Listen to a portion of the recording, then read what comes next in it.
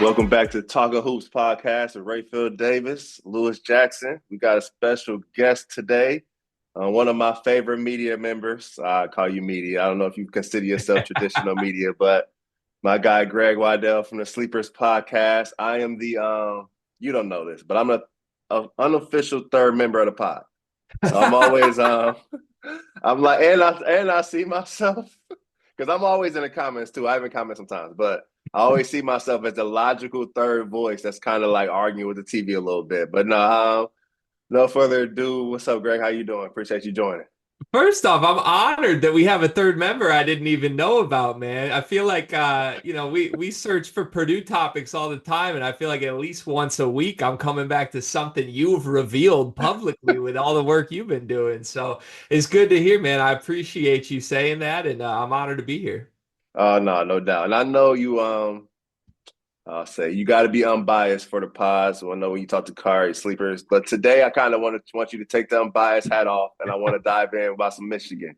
I know you're a Cool. big Michigan guy, and before we even get into the hoop, I'm curious because I'm always curious to when especially when someone as dedicated as you are to it, like where did this love for Michigan come for? The love for the Big Ten in general. Yeah, man. So I've just always been a hoops diehard. I actually grew up in Lansing, and my Mm, dad was a U of M grad, so I was raised on U of M sports, watching games with him growing up, and he always was more of a football fan, as most Michigan people from his generation are. And somewhere along the way, I mean, I just fell in love with the sport. I grew up watching the Tommy Amaker era oh, Michigan that's team, what's and up. I waited. I mean, you remember what it was like. I waited about 10 years just to have an NCAA tournament level Michigan team. And I then feel by the that. time Stu Douglas and Zach Novak and those dudes helped turn the program around, man, I was hooked forever. What was that like being in Lansing as a Michigan fan? You had to get to a few arguments, or what was that? Oh, sure. I mean, you got to think I was 7 years old when Tom Izzo won his national title. And that's Oh, that's really when I tough. started just getting into sports at all, let alone basketball. So, yeah, I waited. I mean, I just thought that's what basketball was. Like, my team's never going to have success, and this I team feel goes to that. Final Fours every year. But it also made it so much more special. I mean, you don't take a special run for granted as a fan anymore when that's the first decade you I experience feel of the that. sport. And it's made it more appreciative for me. All right, so where's Manny Harris on your Michigan list? Oh man, that's my guy. That was the first Michigan jersey I ever owned. He was my favorite growing up. Copper My Yale, man. Andy Harris. Just a Yeah, pure bucket, dude. I still bucket. that makes you realize there's so many talented guys out there that just end up not sticking around long enough in the NBA. Facts. But I have said for my whole life, you could drop Manny on an NBA court probably today and he'll get you 20 points. Facts. No, Manny was my guy. And certain players, like over the years, you kind of watch him like, oh, I'm gonna be like him. And Manny was actually at Michigan, and like kind of his heyday was kind of right after I committed to Purdue. And I still remember when Kramer, like I never forget when he broke Kramer's nose in Mackey, that shit was sick. Like Manny was a dude. I always knew he was a bucket. No, that was my first Michigan guy that I kind of and was old enough to kind of see him play and go model how he played a little bit. That was my guy. Then I got to be there during the Michigan. I call it the Michigan like golden era. Like they were had dudes when I was there. So what was that like for you? Before we kind of get to what's going on now, what was that like? Because you kind of like you said, decade of it was Izzo, it was everything, and then Beeline comes in, the Manny Harris era. The next you know, you guys got Burke, and now you guys off to the races. Yeah, well, so I thought, I mean, when Manny and Petey, Deshaun Sims were there, I was like, Yep, this could be the team that gets you over the hump. There was the really good Darius Morris year too, and yep, then they had really one really disappointing year, even when Beeline was there, where I think they were preseason top 20 and just ended up in the NIT. And it made me, as a fan, you have these doubts because you've waited and waited, and you finally feel like the talent has evened out, and it didn't happen, and you're like, oh no, this might not be the team. But it really was. I remember it was the Maui Invitational, Trey Burke's freshman year, mm, and Stu and Zach had just graduated, and you knew there was talent. This freshman class with Stauskas and Levert and McGarry and GR3. You're looking at it like this feels different, but you still didn't know what it would be until you knew what Trey Burke was, and Trey had right. come in the year before. And I remember watching it in Maui, like, this kid was a 3-star prospect he just had it from the Yeah, first moment he stepped on the court. He was just running everything, just kind of the puppet master of it all. So when I remember it was the big flirtation: is Trey going to go pro or not? You knew you yeah, had McGarry and all these yeah. talented dudes coming in, and I'll never forget. I think it was Jeff Goodman broke the news Trey Burke was coming back. And I mean, I called my parents. I'm like, we got to get season tickets today. That's what's This up. is going to be the most special season ever. And it played out that way. No, that's what's up. I hated that team. That team was, and too, like that team. I'm looking to Beeline. That was when we sucked too. Like I'm talking to Beeline, and he like, yeah, we were playing some team, and like Trey was having a terrible first half, and one of their guards started talking shit, and Trey just went for 30. I'm like, yeah, coach, that was us. Like we had like Michigan was top five, and they came in Mackey, we sucked, and like they were like, oh, we'll win. Trey was chilling, and the next thing you know, what Tyrone Johnson, he said something to Trey, and Tyrone was killing that game, but he said something, and Trey went off the quickest 30 I ever seen. But no, that was it was some fun times because I was in that class with Mitch and G Yeah. Rob and all those dudes. So to see, I was happy for Glenn and all that. Haterish happy for them. You know what I mean? Because you Yeah. know them since you were young, and then they go off to have success. But now you guys kind of coming off a rough season, coming off the Sure. last place in the Big Ten, 8-24 finish. Dusty May though was the bright spot. When you heard that Dusty May was kind of taking over the head of things, how did you get that excitement that you kind of just once had, or how do you feel about it? Yeah, I think so. I think it's really hard what happened with Juwan because, I'm a fan of the program through and through, and it's hard to completely turn your back on a guy who means so much to Michigan basketball. Like I Right. still, I mean, it was the year I was born when the Fab Five was there, and I grew up watching videos of that team and the documentary, obviously. So like when he experienced success, it was almost more meaningful because you knew he was No a guy doubt. from within the family, and nobody wanted to see it play out the way that it did. But by the end of last year, I mean, it was not just an underwhelming season. It was a season with behind the scenes turmoil. And, John Sanderson, the strength coach, left because of altercations in practice. It was just weird. It wasn't normal. And I think the move had to be made. And when the move was made, I certainly didn't expect that Dusty May was on the table for Michigan because, quite frankly, when Kentucky opened up and I knew Louisville was open, I thought Dusty May should have been the first name off the board. And obviously, Coach Cal, I think, is the best hire a school made. When you have a guy Right. of caliber, Arkansas stumbles into it. But I mean, if you would have given me the choice of Pat Kelsey, Dusty May, Mark Pope before this cycle, I would have said Dusty May is the guy I want. Thanks. So I'm ecstatic. Everything he's done thus far, I'm a big fan of. This team is different than anything Dusty has done before, which will be really interesting as a fan to watch what he does with it. But it's exciting times for sure. What do you think about what he's done in the portal? As far as you think about you getting Trey Donaldson, you bringing in Reuben Jones, two guards. I can kind of you can see him getting it done at the point guard position. You got Roddy Gill, a strong wing, a little inconsistent there, and then you bring in Danny Wolf. I think Danny Wolf's a stud for sure, and then obviously Vlad is who he is. But where do you see it kind of shaking now? How do you kind of project the roster, the starters? What about that? Yeah, it's hard because I think it's such an undertaking to, really replace 10 guys on a roster. Every new coach has Man, to go through and do that. I can't imagine what it's like in this era. And the reality is Michigan has issues with the portal. Like they can't go after every player that other schools can go after with the why way is that? it's the way I mean, I don't like going too granular with this because I truly don't know the specifics, but from what I've been told, academically, there are programs that if they don't map to Michigan's majors that they offer, you can't get in an upperclassman kid that doesn't have Mm, enough credits that will translate. So that's I actually feel what we saw the last school, like Terrence Shannon. it's He had frustrating, verbally right? committed and he ends up at Illinois because the school wouldn't admit him. That's crazy. Yeah, yeah. And Caleb, that's something that was similar with Caleb Love too, right? Same thing, exactly the same with Caleb Love. So, and it's one of the biggest what ifs looking back for me. Like, Man, just point blank, if Terrence Shannon was on Jawan Howard's team with Kobe 100. Buff, Jed Howard, it's a completely different dialogue right now. So, but that's the thing. You've got to know what that pool of players is when you're the head coach at Michigan, right? And Facts, for facts. whatever reason, Jawan Howard could not follow those rules and make it work. And I think Dusty May, given those restraints, has done about as good of a job as a Michigan fan could want. I love Danny Wolf. I think he's a guy that is blue blood level good. Vlad Golden's great to bring with him. I wish they could have brought one of the guards, whether it was John L. Davis or Elijah Martin, with him, because I do think that's the one thing this portal class is missing. With all due respect to Roddy Gale, I'm very optimistic on him.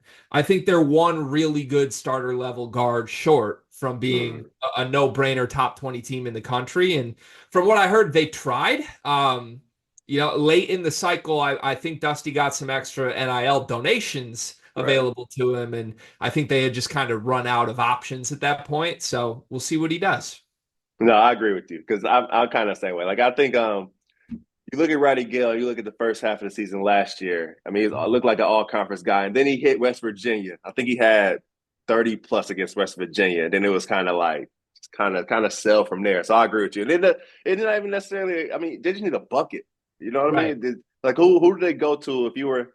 Who would you say they go to last 5 seconds? Is it Roddy Gale every time? Because I mean, sometimes I always say even with Purdue and Zach Edey, I mean, they did a lot and you could, but it's so hard to go inside when you need one at the Yeah. end of a game. So, like, where, Yeah. where are you going at the end?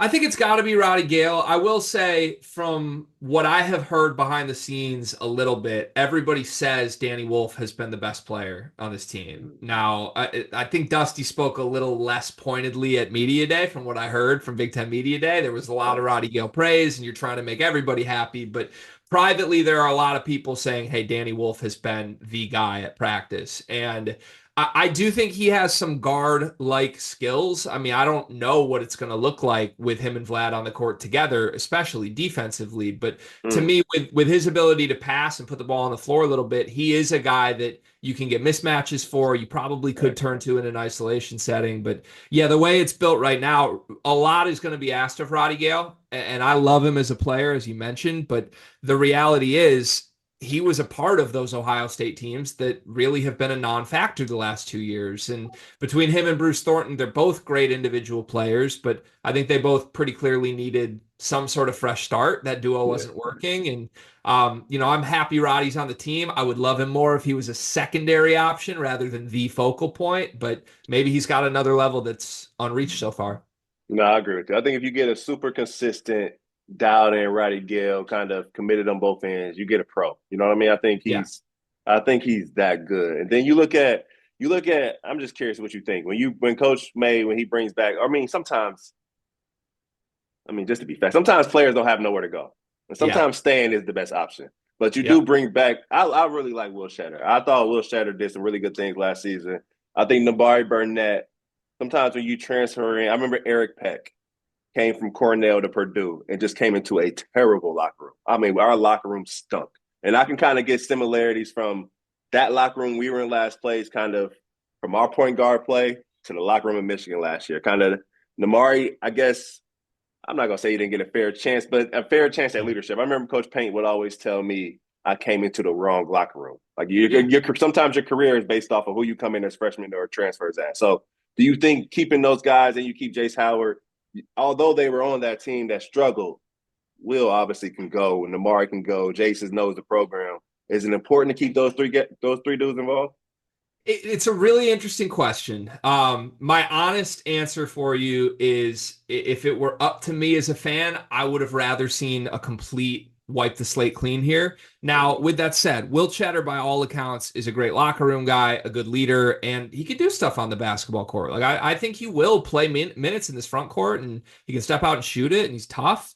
Namari, I love his game. I really do. I was really high on him when they got him last year, and I think he is in the mix here. When you look at Trey Donaldson and Reuben Jones, like two of those three are going to have to play significant minutes. The other one's going to play off the bench. And I think Namari's right in that mix with those two caliber wise.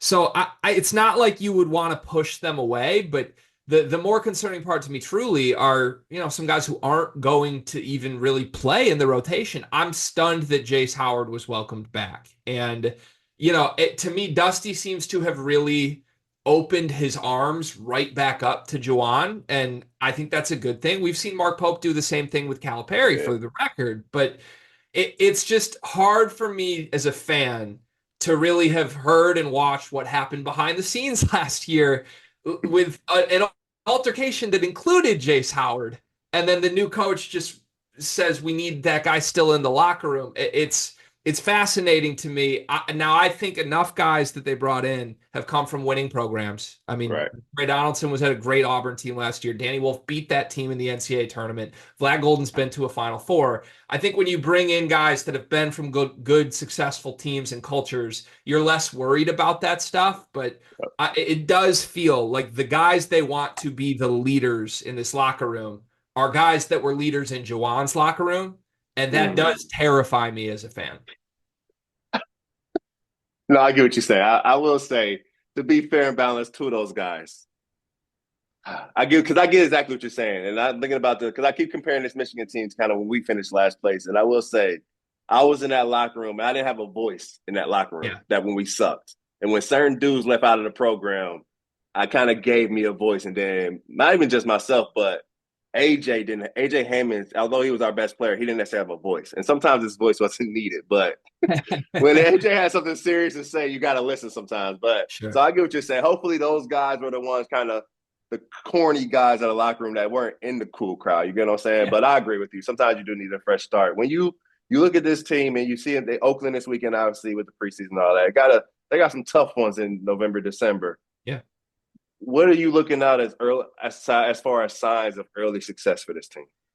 Guard play, I think, is one of the two big answers I have, but guard play is just the biggest question. I mean, I think we can sit here and say the two big stuff, we're worried about it. What's it going to look like? The reality is both Danny Wolf and Vlad Golden are awesome basketball players. Yeah. And even if it's clunky, you can stagger them at the five and you're going to have great 40 minutes of center play and Sam Walters and Cheddar as options at the four. They're going to be fine in the front court. The wheels could fall off if they just don't have great guard play outside of Roddy Gale. And Thanks. I think Trey Donaldson's going to get the first shot. I'm a little bit of a Donaldson skeptic, to be honest with you. I watched what happened at Auburn last year, and Bruce Pearl just couldn't settle on a guard that he trusts. I think Yeah. Auburn fans would tell you that Trey Donaldson was the best guard or maybe the most trustworthy one that they wish would have played more. But man, Bruce Pearl's a Hall of Fame coach, and if he didn't think you deserved it, to me, something doesn't add up there. So I'd like to see between Reuben Jones, and I'll throw this name out, Lorenzo Cason, true I was freshman, going to ask you about him. three-star kid from Florida. He committed to Dusty when he was at FAU and came with him. And I just love his film, man. He is one of the most tough-nosed, just wants to get after you individually almost when you watch the film of him. And he took his matchups personally. Like I found a bunch of film of him going up against, five-star kids in the state of Florida, and he's this unranked. Recruiting services aren't even paying attention to him. And he got the better of his matchup more often than not in those moments. So from what I've heard, he's in the mix. I think he's definitely in the rotation, and it wouldn't stun me if Kaysen ends up the best point guard on this team by the end of the season. But That's tough. we got to wait and see. No, I've heard good things about Casey. I've heard like he can score, really good, strong, like kind of what you're saying, just a little tough. I mean, that's Yeah. how, and just those players. I mean, Bruce Weber. I remember he told me a story about who was he? Chester Frazier. He was going to Yeah. see a whole different kid at a 6 a.m. workout and ended up seeing Chester Frazier dog walking that same kid, and that's how he started recruiting him. I mean, C.J. Cox for Purdue Yeah. right now. Paint was going to see another kid, I believe, a 5-star kid, and C.J. was busting his ass. So. No, I always like that. I mean, that's the best part of it. And that's when you find out who can recruit and who's just kind of going after the stars and whatnot, and all that shit. But when you look at the season in totality, and things move fast paced now, and fans you don't get that. You kind of got to build a team anymore. What does success look like for Coach Dusty May in his first season? And does he have any type of leniency from the fan base? Because now you're starting to see, and one thing, I'm not bad cut you, but because now one thing that I really enjoy seeing, kind of reading and hearing is Beeline is back part of the program, kind of behind the scenes a little bit, and I think that's super dope. So, because being in the green room with Beeline, like Michigan is on, dude cares. Like, oh my god, like, oh, it's cool. So I think all of that's cool. So, what do you think kind of success looks like a timeline of success, or is it all in the first couple seasons? Yeah, I think the ceiling of this team is a team that can make noise and compete for things that matter this season. Like I wouldn't be stunned if they win a couple games in the NCAA tournament. I wouldn't be stunned if they finish top four in the Big Ten. You know this as well as anybody. There is such a wide open kind of mess in the middle of this conference outside of Purdue, Illinois, depending on how you feel about Indiana. Like that, you're really picking and choosing from a lot of teams that are similar in talent caliber, and I think Michigan's right there. To me, as a fan, it sounds like I'm dodging the question, but the number one thing I want to see this season is a better basketball team at the end of the year than at the beginning of the year. Like That's fair. I don't feel like I have seen that progression from a Michigan basketball team since Hunter Dickinson's freshman year. And That's it's fair. been really frustrating because they haven't been short on talent the years that they missed the tournament. Like Kobe Buffkin and Jet Howard were very good. Kobe got better from game 1 to game 30, but it just, Yeah. for whatever reason, the collection of the parts didn't progress. And I don't expect this team, game 1, Cleveland State, they better win that game. But I don't expect this team to look like a title contender in game 1. But I think the pieces are there to be really, really competitive by the end of the Big Ten season and, at least make the NCAA tournament if all goes well. No, I agree with you. I think they should be a tournament team. Because, I mean, you look at how they're built, you look at the talent, they got everything you need. They got the big guys, obviously control the glass. Wolf, what you hearing, what you've been reading, I think he can be special in the league. Then you got different ways you can play in the front court, which I think would be really cool. Because you slide Wolf over to the 5, you bring in Sam Walters at the 4, now the floor looks completely different. That's going to give because I think Riley Gale needs space. And I think Mhm. at Ohio State sometimes when he's playing with like a Mahaffey at the 4 and he's playing with the big Akpar, one of those dudes, there's no space, no driving lanes or whatnot. So I Yeah. think that's going to help him. But then, as you say, the guards are going to make you go one way or the other. And I think that's the biggest question mark for Michigan. So, no, I agree with you there. But no, before we get you out of here, I do want to leave Michigan for a little bit, kind of go into the league just for a few Sure. minutes. When you look at kind of like you just said, the middle of the Big Ten is all mucked up. Does that make for a better league or does it make for a worse league nationally? I think it makes for a very entertaining league for people that live and breathe this league like you and I do. Like I'm more excited for the unknowns of this season than I have been for a long time. I do think nationally we're in a weird spot because I don't think even at the top level here, this conference is really going to be perceived as very threatening to, Final Four trips and things of that nature now that Zach Edey is out from Purdue. And look, I think there's a lot of teams that, if they can make runs in the NCAA tournament, I certainly won't be surprised if Purdue or Illinois or even Indiana, if things break right for Mike Woodson, can get there this year. But it's one of those things like the second place team in this league could truly finish with like 12 wins, 11 wins. And Yeah, I we could feel look that. down at the bottom of the standings and the team in 16th is like 2 games below them. And Yep, I, yep. I don't know what that's going to do to the public perception. My guess is people outside the conference that don't watch it nightly will probably just shrug it off and be like, this whole conference is gross. I don't think that's fair to what's going on this year, but it should be a scary proposition to fans of teams like mine because I think the margin for error is so small. The difference between 15th in this league and third is tiny. And if Mm-hmm. you just, have a one possession game swing the wrong way a couple times in a row, your Facts. entire season, your story is going to be completely different. No, I agree. I agree. I think when you look at it from top to bottom, I think that's why people would say it's a tough because this year, I mean, I think this year more than other years, like you could go places in the Big Ten and get a win. Like even the last couple years, like people will say like the last couple years everywhere's places hard stuff. But now it's to a point where like when I was playing, you're not going to play Rutgers and like they got an all conference dude. Like now Dawson Garcia could really be all conference. Like I saw Andy had like Gray Osabor as player of the year. And like, Yeah. they're projected to be bottom of the league. So and those two guys, when they're actually going, they could win you a game against a good team. And if somebody's around Mike Mitchell's knocking down shots from deep, like Minnesota's going to get some people. So I agree with you there. I agree. The bottom will knock out some of the top, and then it'll kind of get ugly inside. But before all of that, before I let you go, Greg, just a couple questions. Freshman of the year. Ooh, I'm going to go off script here. I think it's the Illinois kid. I think it's Kasparis. Mm, So I love Dylan Harper and Ace Bailey. This is not disrespectful to them. I think they're both top 5 picks in the draft next year.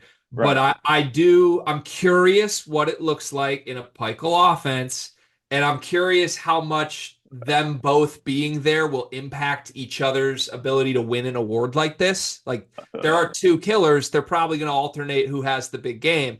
To me, from everything I've heard, Yakashonis, the Illinois freshman, is their everything. He's the focal point. And I love it. The film I've seen is just special. His ability to pass at his size is like unprecedented as far as talent in this league goes for me. So I'm all in on him. I think he's going to be great.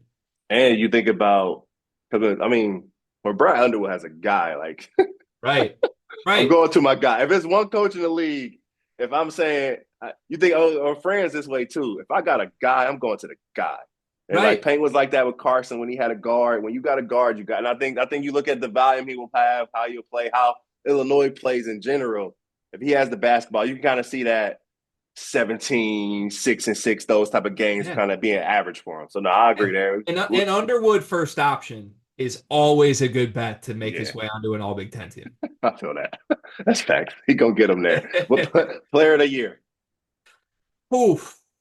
It's got to be Braden. It's got to be Braden. I think we all as people in the content space like want to be creative and cute at times, but man, outside of the people that cover this conference daily, I don't think anybody realizes how good this guy is. Like the narrative that Zach Edey was some huge part of what has made Braden special. Of course, that's true to an extent, but Right. good players, when they get asked to do more, they get better. Like that, you Yeah. can go throughout basketball history. That is what happens. And That's right. Braden Smith is a phenomenal passer, ball screen guy. I trust him hunting his own offense. I'm excited to see him hunt his own offense a little more this year.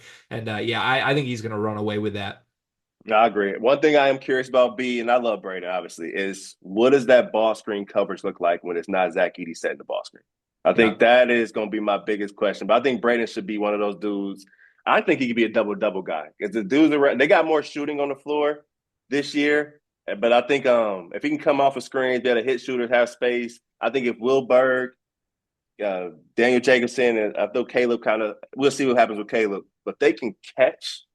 I Mhm. think Braden will have a good season because you got to catch it because and you got to have that trust to catch it. But Right. neither here nor there. But Right. who's going to win the league? I know Purdue is projected, but who would you say win the league this season?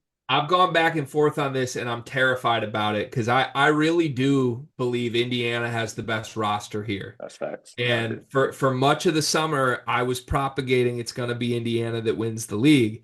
Now that we've gotten to crunch time here, I can't pick against Paint and Braden. I just I feel can't that. do it. Like I won't forgive myself if I really pick Indiana to go out and do this. And it was that obvious that the best player and best coach are still sitting there. So I think it's going to be those two that separate. I won't be surprised even if they split. I mean, if we see them go 1-1 in the rivalry and they end up where they're at, it won't shock me at all. But I'll go Purdue as 1A, Indiana 1B.